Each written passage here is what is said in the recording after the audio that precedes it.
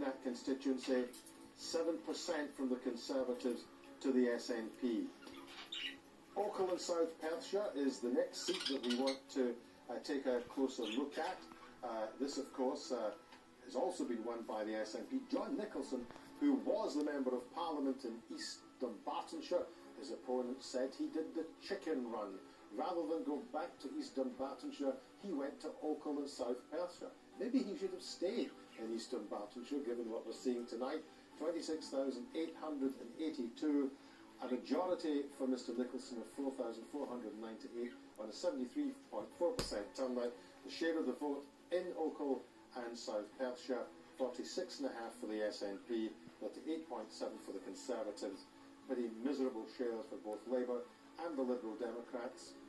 And the change in the share compared to the last election, well up for the SNP, 11.2, well down for Labour, minus 11.4. The Conservative vote down, but again not down by as much as Labour, and a little bit up for the Liberal Democrats. And the swing in Ochil and South Perthshire is a 7% swing from the Conservatives of the SNP. And this is what happens in these election programmes. You sit around for 3 hours, very little happens, the panel all fight with one another, we all shut up, we get the results, we analyse them, against the exit poll.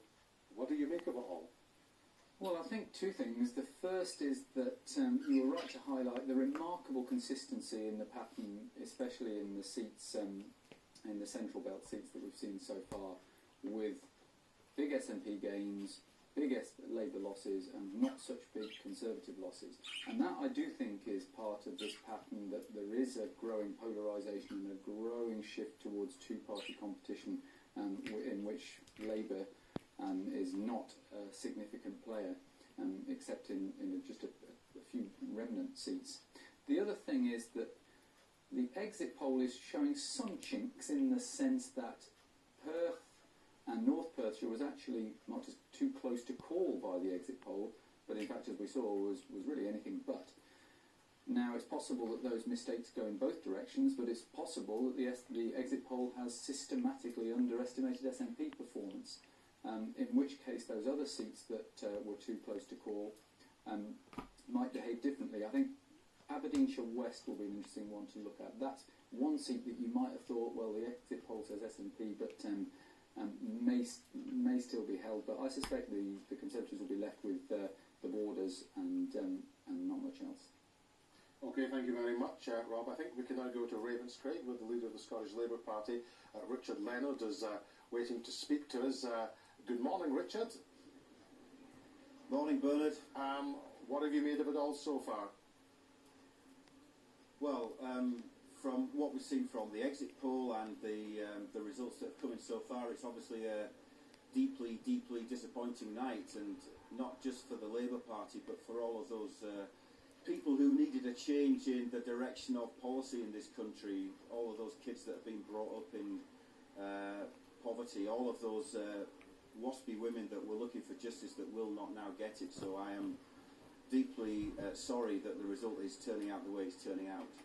The historians, perhaps in years to come, looking back on this, will say that this was the great election of the two great constitutional issues of our time, of Brexit and of independence. Now, it's almost certain that we're going to leave the EU now at the end of January, but as a result of what we're seeing in Scotland tonight, there will be a demand for a Section 30 order to be devolved to allow, to pave the way for a second independence referendum. You're the leader of the Scottish Labour Party.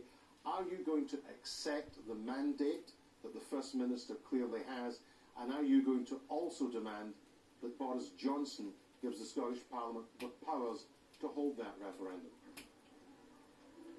Well, Bernard, as you say, the request comes from the Scottish Parliament, and I think that at the moment there is not a mandate in the Scottish Parliament for a second independence referendum. We'll have to see how the results come through tonight, but that is where the fulcrum of power rests on that question, and so I don't see that there is a demand that we would support in the near future for a second independence referendum. But we are looking in the context of this election, Mr. Leonard, at a landslide victory tonight for the SNP on a manifesto prospectus of wanting to hold a second referendum. And it may well be that in terms of seats and share of the vote, the landslide for the SNP in Scotland is more pronounced and more significant than that of Boris Johnson in the whole of the UK. Are you seriously going to say, in those circumstances, you leading Scottish Labour MSPs at Holyrood will not back up a demand from the First Minister for a Section 30 order?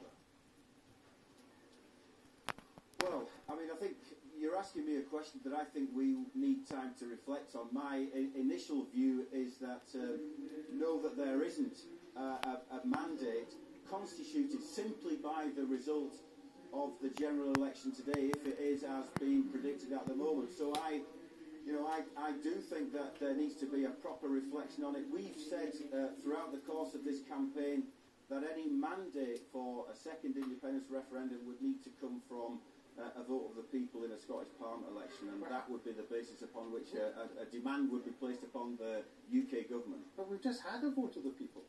The vote of the people was yesterday. The vote of the people in Scotland from all of these results are coming in is perfectly clear. And let me put it to you that people watching this interview at the moment, people who perhaps went from Labour to the SNP at the general election yesterday are saying, don't they get it? Here is a clear demand. The SNP have a clear mandate, and the position of the Scottish Labour Party is to deny the voters the result of that election and to deny the First Minister the right to hold a second referendum. They're just going to be perplexed by this position. Well, but Bernard, I was speaking to people today who were voting SNP, who considered themselves to be traditional Labour voters, but they were voting SNP because they thought, wrongly in my view, but they thought that that was a way to stop Brexit. And so this election was not simply fought by the SNP on the question of a second independence referendum. It was fought on a range of things. And what was painted on the side of their bus wasn't a second independence referendum. What was painted Bollocks, it was for the independence. Second independence, you asshole. You're trying to suggest. Okay, I take it that you will take personal responsibility for the Labour campaign and therefore for the Labour result. Will you also reflect on your position? Well, look, I do take my share of responsibility, but the people's jobs I'm concerned about tonight are those people whose jobs are going to be on the line because of Brexit. It's those people who are going out to work and getting paid less than the living wage, and that's going to be a continuing challenge for them for 5 years. So my concern is with the jobs of those people on 0 hours contracts rather than my own. I accept that, and I think that's a very good answer to what is a difficult question. Nevertheless, I'm going to put it in a more brutal way. Are you going to resign? No, I'm not going to resign. You're getting booted out. On a mandate to lead Labour into the 2021 Scottish Parliament elections and to take on the battle of ideas with the Nationalists and with the Tories, and that's what I intend to do. Roger Leonard, I know it's been a tough night for you and for your party, but thank you very much indeed for your time. We're very grateful. We can now go from the count at Ravenscraig to the